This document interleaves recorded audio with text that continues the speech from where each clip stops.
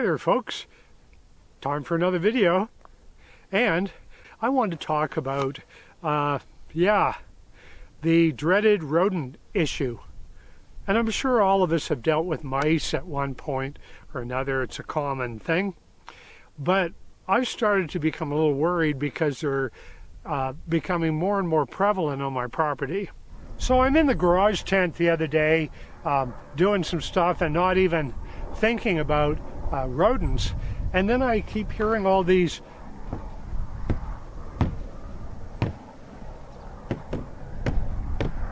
noise, and I'm like, what is that? So I come out and I lift up the garbage can cover, and there's like 7 pairs of eyes looking at me. So somehow the rodents had smelled the garbage and or the little pieces of garbage left over in the can, and they had tried to get in there and help themselves. And the garbage can's too tall, they couldn't get out. So now I'm starting to get a little concerned. 7 of them? How many more are around? So one day I'm out here in the yard and I see a little mouse kind of running around the edge of the pond, and then out of the corner of my eye I see Rhodey, my Roadrunner.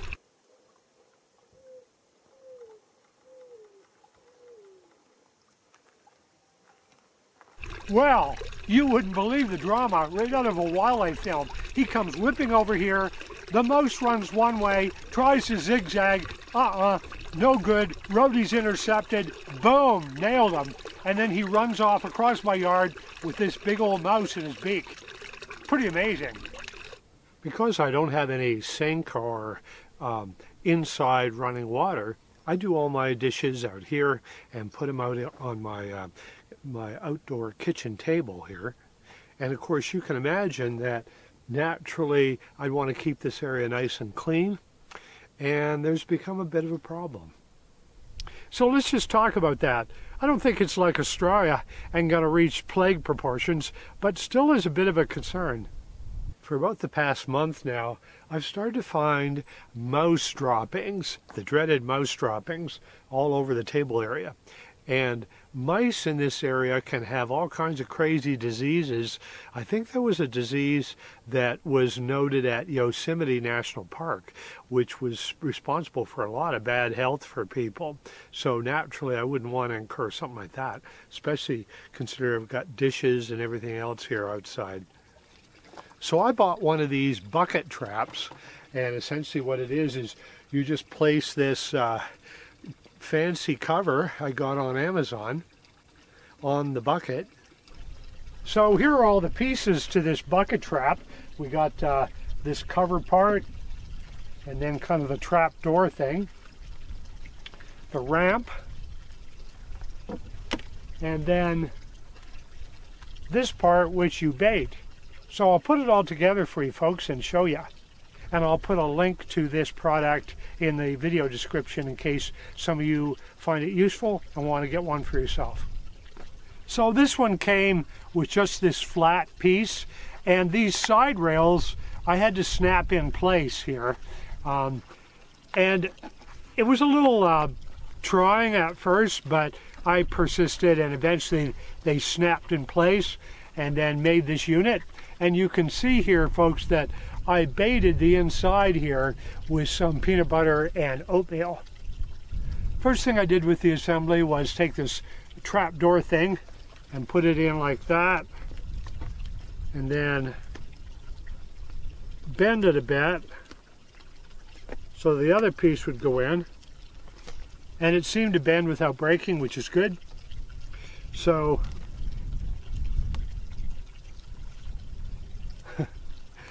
okay, don't do like I did and put it on upside down. Let's try that again. Now you can see this is the top section, and the smooth part should be face up. Like so. And then important to have these little tabs here underneath, not on top. So next I put this part on, and there's just some little plastic tabs that you push down in their appropriate holes. That's that side. Now, the other side. There we go. So again, that's all baited up in there and ready to snap on the bucket. And you just use any 5-gallon bucket here. So I read in the reviews things like people saying, well, I tried it with rats and the rats were smart enough to hold the inside of the plastic section here and prevent the trap door from falling down. But based on all the reviews, I thought it would work for mice, and that's all I have here. So I'm going to check this and see if I got any culprits this morning.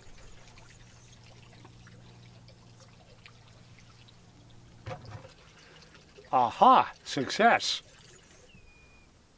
And there he is. So up the ramp, and she could smell all that bait in there, so she went along the trap door section here, and then literally her weight, because this is so sensitive, whoa, just flipped her right into the bucket. I think he needs a new home, don't you guys? I think I'm going to call her, I don't know whether she's female or not, I'm going to call her Daisy. So today it's Driving Miss Daisy. Got to make sure the bucket doesn't fall over and Miss Daisy doesn't escape inside my car. That would be a disaster.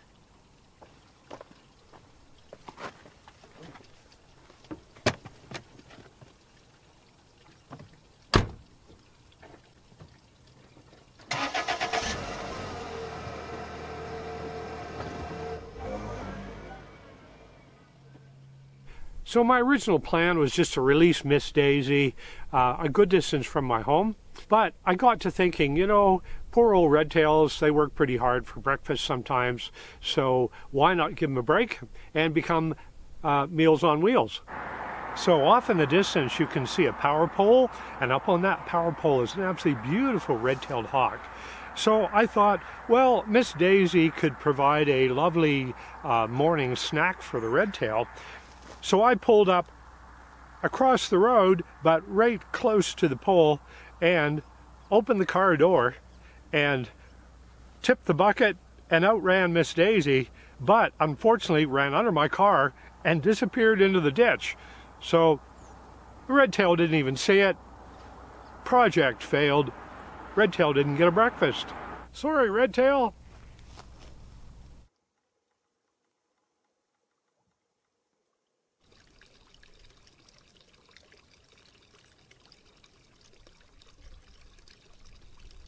Look who showed up in the yard today.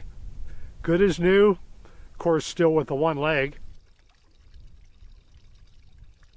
So some of you folks might remember Chester, my one-legged canyon Towie, the really cool little bird who built a nest by my garage tent and sadly was harassed and her nest destroyed by a really aggressive neighboring Towie.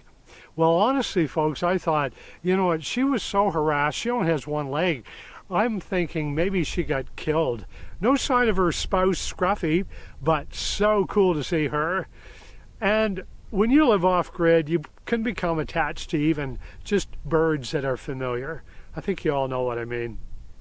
That is one tough little bird.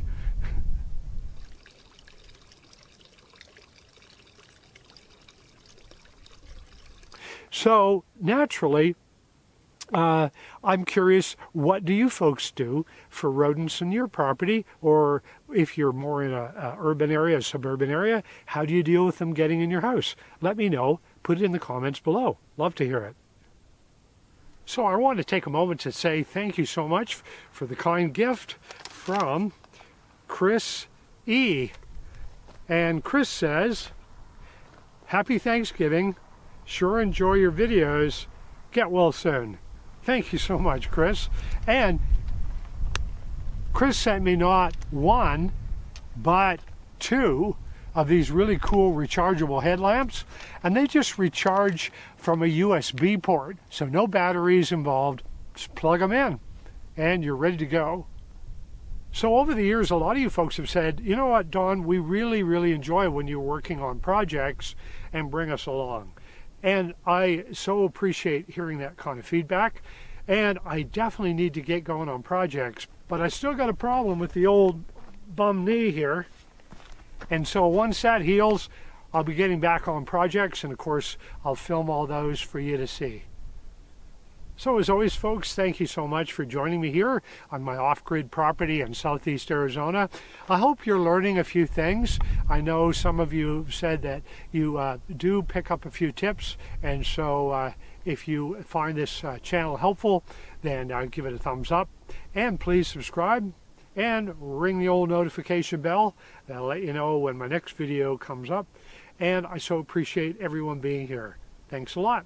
See you on the next video.